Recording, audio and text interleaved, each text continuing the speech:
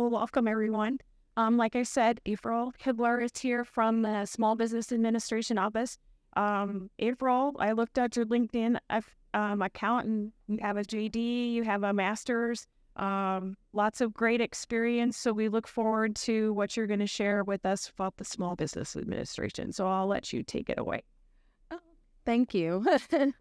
So the first thing I want to do is go over what the SBA does. Oh, there we are. Okay. So I don't. Can I stand up or I should sit down? Okay. Thank you.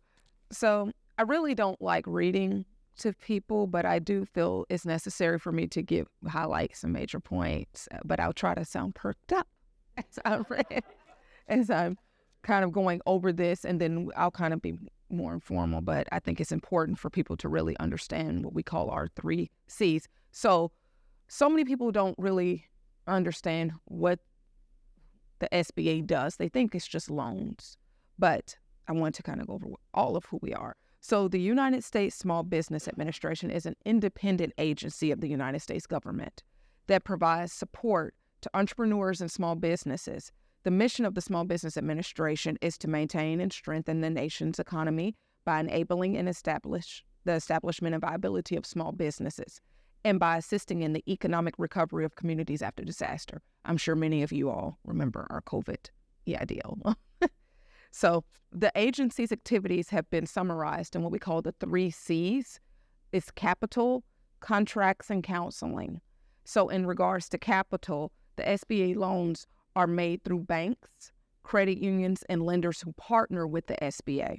The SBA provides a government-backed guarantee on part of the loan. Under the Recovery Act and the Small Business Jobs Act, SBA loans were enhanced to provide up to a 90% guarantee in order to strengthen access to capital for small businesses. So basically, that's a way to mitigate the risk by backing 90% of the loan. And of course, after this, I can tell you all who the biggest SBA lender is in Lincoln, as well as who your micro lender is here. So you can, get that information and understand. But we have our lender programs, and I have brought some handouts in terms of the different products we lend under and what the terms are generally. So I'll give that information to you all. Okay, in regards to contracts, which is what I'll be talking about today, the second C, the federal government wants to do business with small businesses. Thus, the SBA helps lead the federal government's efforts to deliver 23% of prime federal contracts to small businesses. Let me quantify that, but I'm going to do it again, but I want to emphasize what that means. The federal government is the largest purchaser of goods and services in the world. So last year, they spent over $650 billion. That's how much contracts people got. So they're wanting to give 23% of that money to small businesses in terms of getting you all participating in getting contracts. And I'll tell you later on why that's important, why there's an emphasis there. So small business contracting programs include efforts to ensure that certain federal contracts reach woman-owned small businesses, service-disabled veteran-owned small businesses, as well as businesses participating in programs such as the HUBZone and our 8A program. The 8A program is undergoing some changes now, so we're not accepting applications for that program right now, but it is one of our programs. Okay, and the last one, in regards to counseling, the SBA, that's the 3rd C, counseling. The SBA has at least one office in each U.S. state. Your office is the Nebraska Business Development Center. So, in addition, the agency provides grants to support counseling partners, including approximately 900 small business development centers, 110 women business centers, and SCORE. SCORE is our mentorship program. These counseling services provide services to over 1 million entrepreneurs and small business owners annually. Okay, so again, I'm going to emphasize why contracting is such a big deal here. Okay, the federal government small business programs, again, are provided in statute, Small Business Act, which established the Small Business Administration. they're tasked with protecting the interests of small businesses and small business owners. Specifically, the SBA advocates for small business participation in government contract awards, provides financial guidance and assistance, offers small business counseling, et cetera, to women, minorities, and veterans. Of all the small businesses in the United States, about 99% of them are small businesses. Although this number eclipses that of large firms, the bulk of federal contracting dollars has been going to large firms. So, because small businesses, again, make up such a significant portion of our nation's economy, ensuring their continued success is a priority of the government. Consequently, Congress established several policies and programs to provide small businesses with assistance and guidance they need to establish and preserve and strengthen the economy. So basically, what the government did here to help you all participate in this program is created these certification programs, and they want 23% of the government contracts to go to small businesses. They want 12% to go to our small disadvantaged businesses. The 8A program falls in that category. The woman-owned small business, they want 5%, HUBZone 3%, and service-disabled 3%. So, again, I'm going to quantify that one more time, and then I'm going to get into the certifications really quickly because I want to leave time for questions. So, again, the United States federal government is the largest purchaser of goods and services in the world. As I said, estimated purchases are between 450 to, I think it was, how much was it, Quentin? Was it 650 billion or 670 billion they spent last year, approximately? And you see what I'm saying? and that's an increase because in 2021 or 2022, it was 1.3 billion. So they've increased. Yes.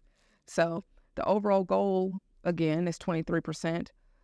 I'll tell you how the SBA does this. The SBA is responsible for ensuring that this government-wide goal for participation, that 23% is met.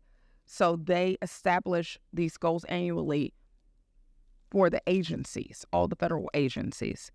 The SBA is responsible for ensuring that government-wide goal for participation of small businesses is established annually, and the reporting agencies' achievements are relative to these goals. So that means the Department of Health and Human Services, USAID, Department of Agriculture, they set the SBA sets these goals for them to make sure they're participating properly. The SBA assigns individual small business goals to each agency based on several factors, including the size of the agency, the anticipated number and dollar values of total contract awards, and past contracting achievement levels. In addition to this overall small business contracting goal, the SBA negotiates specific goals, certain small business categories, which is these ones that I have just outlined here. So Quinn has a much better update number than I do because I still have the 1.3 billion there that was spent last year. He said it was 2 point. I saw that number too. So I'm going to be updating this.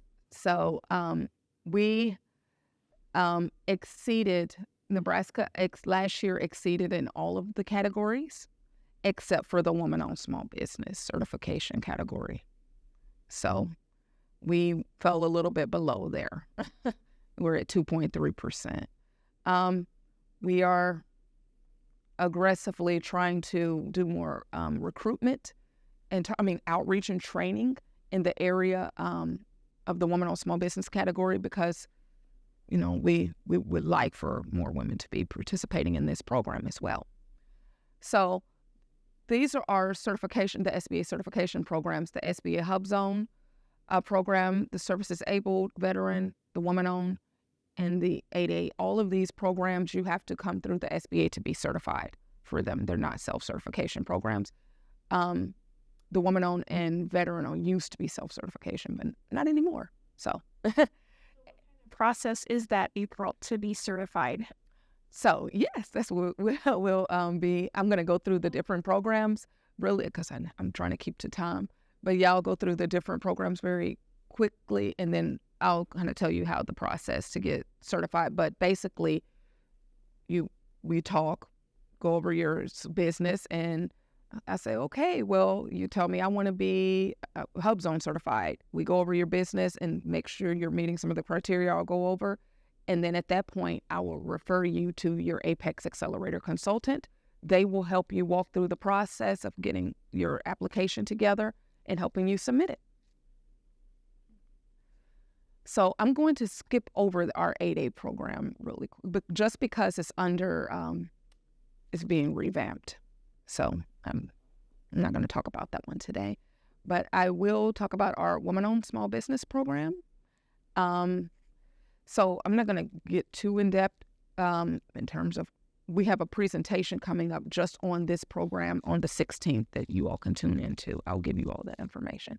But to be woman-owned small business, you just have to be small in accordance with the SBA size standards. And we can go over that at a later time in terms of, you all can tune into the Intro to Government Contracting presentation. Now, this is a big deal. It has to be 51% owned and controlled by a woman who is a U.S. citizen. We run into it a lot where women don't have 51% of their business. A lot. I don't understand, but it happens. I would say the biggest issue on that is control. Yeah. Oh, yes. Yes. Control. People can figure out the 51% pretty easy. It's having documented proof that the woman run. That's the truth. Because what happens is sometimes I have found in some small business counseling sessions that their husbands or man has wanted to take advantage of the program through the woman, and he puts her as the front and say, go get this certification. But so she's just a figurehead. So that's what Quentin is speaking about, the actual management of the day-to-day operation. She has to have management of that. I mean, participate in that. She can't just be a figurehead. So, and there's 759 NAICS codes that the woman's NAICS code has to be in, which, like I said, I'm not going to get too much in depth with that, but I can speak with people on individually, and so can Quinn, to go over that.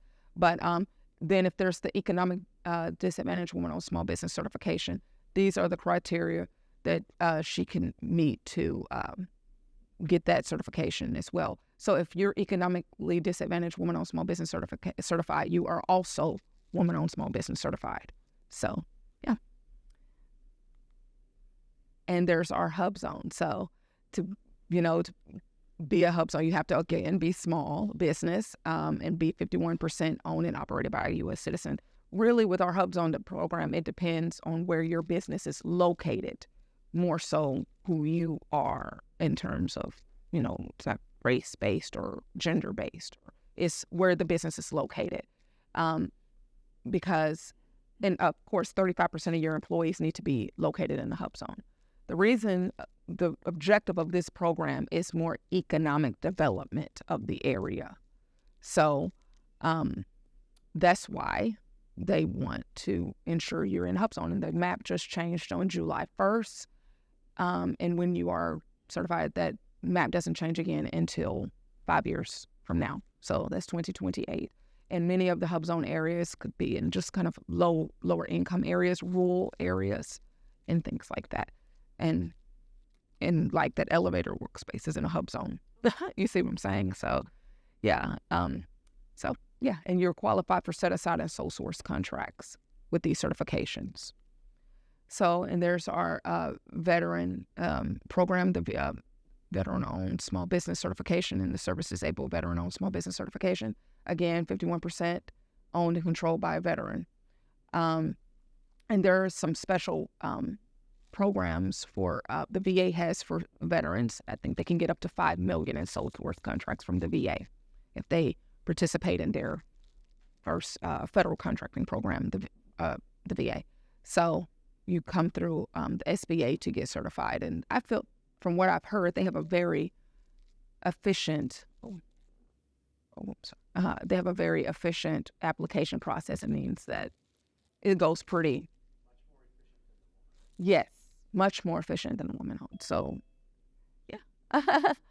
Yeah, so let me see. That was my next slide. So these are your SBA contacts in Nebraska, Lisa Tedesco, and myself, April Hibbler. And you can definitely contact us to schedule a small business counseling session to go over your business and so we can learn about it and refer you to the various SBA resources that I've spoken about. Because I realize, let me not go too far, but I realize that most people, they'll call and say, oh, I want to do government contracting, but they probably need to get their business plans updated, their financials updated. They probably need an additional loan for more equipment or a bigger space. So we want to get you tied into those resources as well, not just, go to Apex Accelerators and that's it. So, yes. So this is the Apex Accelerators consultant. Your linking consultant is here today. And I will give him an opportunity to speak about, if you like, about what you offer. You kind of mentioned it. Programs that April's talking about, I can assist you with. We can, we sit down, Todd, and do a little market research to see if the database is purchasing your services or product, how much of it he's lying at, where we're lying at, share editors. Obviously, market research isn't what I do. Some businesses are a little harder to find than others, but the research does speak along what you and just these steps, and there's some boosts to jump through to get certified, and if you have me assisting you through the process, it's just going to go that much quicker. April Newark to Nebraska, and she's really now pandemic is speed things up, is really getting out and trying to introduce herself across the state, because they do cover the whole state, where Nebraska.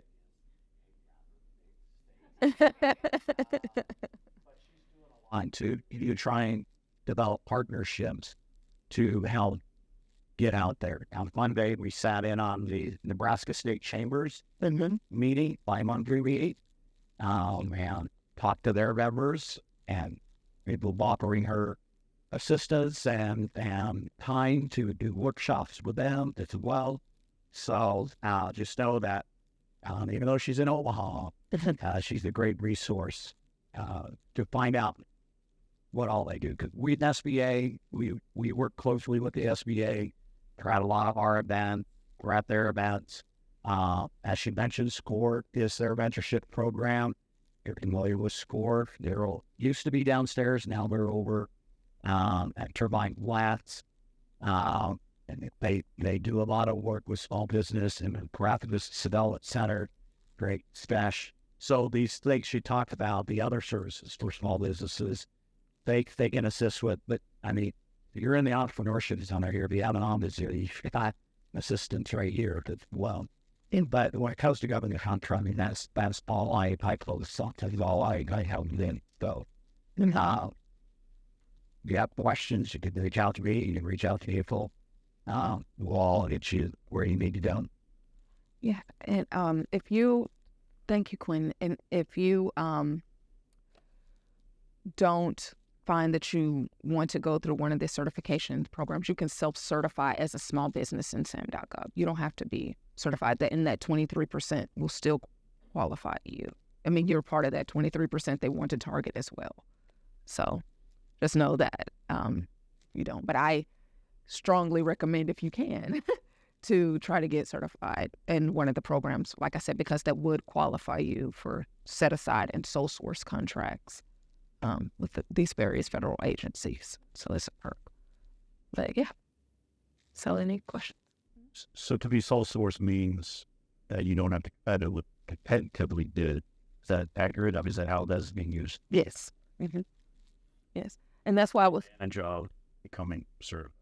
Yeah. Yeah. It's like they're set aside. Like I think it's 2 or more with the... So but there's 2 aspects to that. Sometimes they get sole source.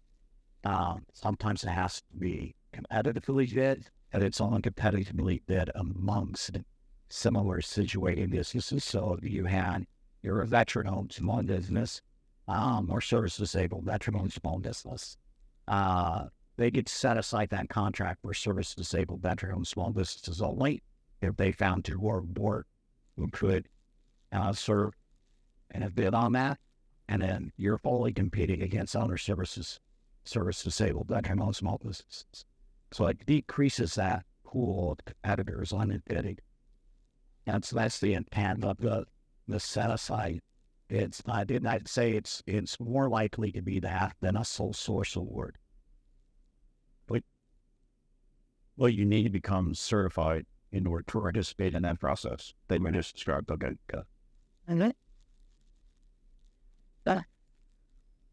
And yeah, we'll be having. Oh, I'm sorry. The services that you folks provide, this is for the federal level, state, or both? I have all level. All of it? Okay. And all right. Then these set-aside programs are federal programs. Yes, and to Quentin's point, there's the state, and they have their own small business they don't. Okay, it's the city of Omaha. They have the small and emerging small business program, and there's corporations that have these benchmarks that they need to meet. So they have their program where they only work with certain women that are certified to do business with corporate bodies and minorities and disabled and veterans. So the corporations, the Kiewit, Turner Construction, these are just some I know off the top of my head. J-Don, I know they have these programs as well, but in the commercial sphere. So, yeah. And I think there's something else I was going to mention. I can't remember right off the top of my head, but yes, just know that we're here to support you, the SBA. I think it's our 70th birthday date. Yeah. So happy birthday, SBA. Yes. So, yeah. And so, yes, we're here to support you in addition to the great support I know you're getting here. SBA is also here to support you. You can get assigned a mentor when you contact the NBDC with me through SCORE. When you contact NBDC, the Nebraska Business Development Center, they can assign you a consultant that can help you walk through, like I mentioned, the business plan development, the financial projections, and things like that. And we have lender relations specialists who can speak to you about our various lending products and understanding your business to say, we think this bank will work better with you than this bank. So I think it's very critical that when you go into that process that you definitely contact our office to speak with one of our lender relations specialists. There's Michael Marsh and Deborah Wilson are our two lender relations specialists. So we just want all the small business community in Nebraska to be tied into the SBA ecosystem as well. And did your question get answered? Because you had asked one, which I don't remember. Okay. Yeah, it was the certification process. So Yeah. There was so much information, I forgot what question. yes. I just want to comment about the SBA. And yes, they have all these on the ground services, but the SBA really is the agency that holds the federal agencies into the fire on doing. Yeah. Also, they're advocating in Congress for small business. And so I would say if you as a small business run into issues that you feel are affecting small business, have to reach out to the SBA and they need those concerns known so they know how to deal with it. That's what I've learned since I've started doing this government contracting is just how much the SBA is involved to championing small business country. So, I think some of it you mentioned that you were going to tell us who the biggest SBA lender was. Yes, I sent that to someone. Let me, if I may, get something out of my purse really quick. Yeah, if I don't, I want to definitely make sure I tell you all who the micro the biggest. Oh, this the fall. I'm sorry, I didn't. It feels weird again that I'm taped it out. Okay, I'm sorry. So, your micro lender partner is Community Development Resources. That's, and then in Omaha. It's not just Omaha. They serve everywhere. The Nebraska Enterprise Fund is your micro lender partner. Now, I can send to you all the top lenders, preferred lenders, the commercial lenders that lend the most in Lancaster County. That's what this. Okay, yeah, because I want to just cross check because they update the list so much. But I will definitely get that to you all today, this afternoon, so you can get it to the attendees. And Any other questions for April? So, April, tell us a little bit about how you ended up at the SBA, and a little bit about your journey, and how you came to be where you're at today. Yeah. So how much time do I have? So, well, I've always had I don't know how, I was just born with it, a passion to serve. I love business, but I like it in a sense of being an engine for economic growth for people. And so after I graduated with my MBA many moons ago, well, not that long, but yeah, in 2006, after I graduated with my MBA, I was a bit of a bleeding heart and I wanted to save the world. I went to Peace Corps in Kenya. Then I joined this organization. I left there and went to Nigeria under this organization called MBAs Without Borders. And that was the first journey I had into getting into helping entrepreneurs, because it was a USAID funded project, United States Agency for International Development. And I was charged with basically helping raise up small businesses, getting them trained, getting them tied into the ecosystem, the tourism ecosystem, because the state that we were assigned to wanted to use tourism as a way to create economic development. So they wanted the businesses that were in that state to get tied into that ecosystem. So we were sent there to train the businesses and get them funding through loans and help them with the development of their business plan. And that kind of set out my journey in terms of helping business owners, and that passion, and wanted to continue in that program. It was wonderful, actually, and very successful. After that, I went on to law school because I saw some other injustices and that I felt that I wanted to be positioned to fight against. And similar to what Quentin mentioned, some of those things, just injustices against just in business, against businesses and just economic development, and in general, big people suppressing little people, and I wanted to be a part of the change for that.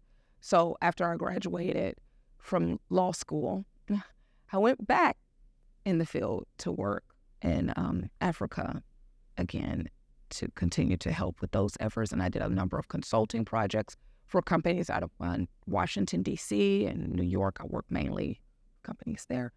And all of a sudden, I saw this great opportunity as I'm going through, and I started a nonprofit as well to help students. Because I believe that international travel is one of the best ways to be educated. So I started a nonprofit called the Global College Pipeline Initiative. So that's my, I don't want to say side, but I was working full-time in that. But I felt like I still wanted to fulfill my passion of doing law and business. So I wanted to get into that ecosystem. I looked at jobs and I felt like I wanted to work for the federal government. And lo and behold, this wonderful opportunity came along to be a business development specialist where I can tie in both. I was like, because I wondered, how can I tie in the MBA and the law degree? Here it was. I had this job where I can help businesses rise, rise up in terms of trainings and things like that, as well as help on the compliance end. So it was a good mixture of both. And I never thought I could find a position like that, but here we are. And it was very rewarding because I felt like, man, I get to help businesses, small businesses, get tied into doing business with the largest purchaser of goods and services in the world. How great is that? Oh my goodness. So that fulfilled my passion for the whole economic development, because I just felt like, wow, I get to plug them into their power source. So, and then they have all these certification programs for the disadvantaged populations of society. And so I felt very honored to be able to be into that, be able to do this job. I really enjoy it. I enjoy the outreach component of it, and I enjoy managing the firms that I have. I've managed a portfolio of 8A firms, the non-tribal 8A firms. So I really enjoy working with them as well. That's the compliance side of what I do. And I help those firms get connected to their agencies of choice to do business with, and Apex Accelerator supports in that with their market research as well, and because they have contract revenue goals. So I help with that, and of course, helping keep them in compliance with the program. And then the other half of what I do is what I'm doing now, trying to get more small businesses educated and about this great opportunity, because people feel that government contracting is complex, something they can't do. Oh my God, it's so scary. It's the government. Oh my gosh. No. It's you don't have to be a genius to do this. You just have to dedicate to the process. But once you get the hang of it, through wonderful Apex Accelerator consultants and SBA, you'll be able to do this. And so I hope that answered the question. Yeah. So Quentin said that you traveled the great state of Nebraska. Have you been, do you have a favorite place that you visited, or maybe a unique place that you visited? I haven't been able to travel as much as I would like to, because many of the trainings are hybrid, so I can do it then, and the people can tune in. But I'm new here, so I've been mainly around Omaha and Lincoln. I like Lincoln. Okay. Yeah. So I made that assumption that involved you. Oh, Other. Yes. We have the Meet the Buyers. Apex Accelerators have their Meet the Buyers conference in Scottsbluff. So I'll be going there. Yeah. So I'm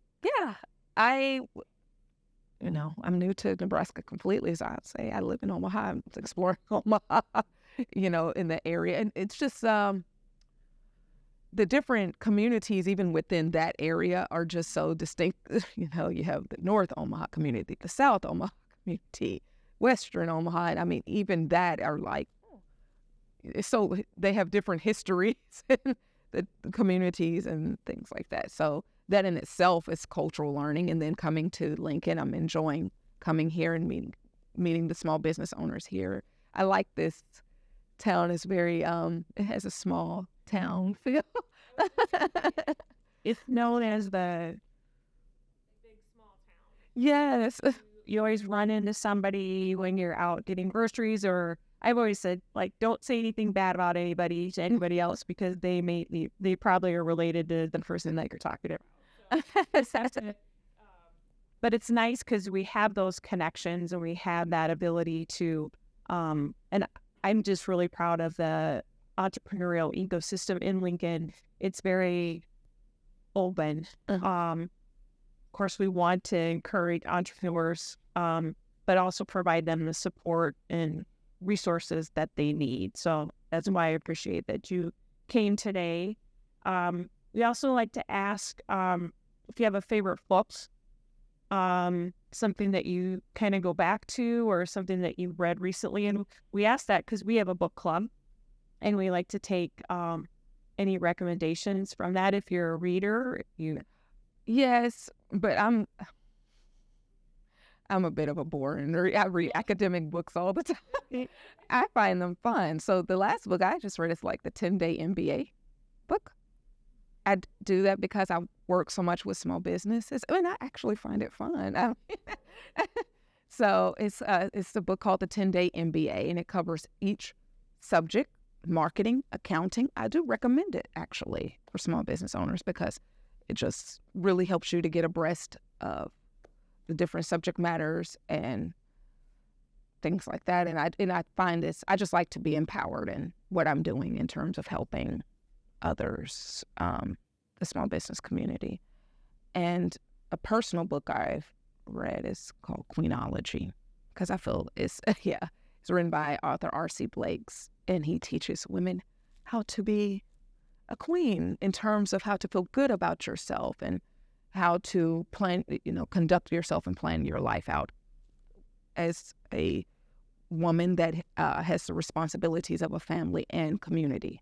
So because I'm a strong believer, without that strong foundation of self-esteem, healthy self-esteem, confidence, you can't do much of anything really. I mean, in terms of even business ownership, if you don't have that foundation that I can do this, and you have that confidence to always fall back to on the hard days. So I feel like, those are two books. Those are great recommendations. We're kind of coming up against our time. Does anybody have any other questions for April?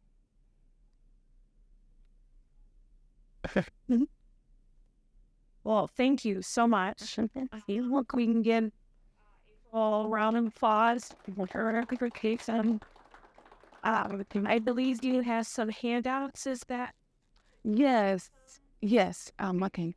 So please stick around and network and visit. I see some new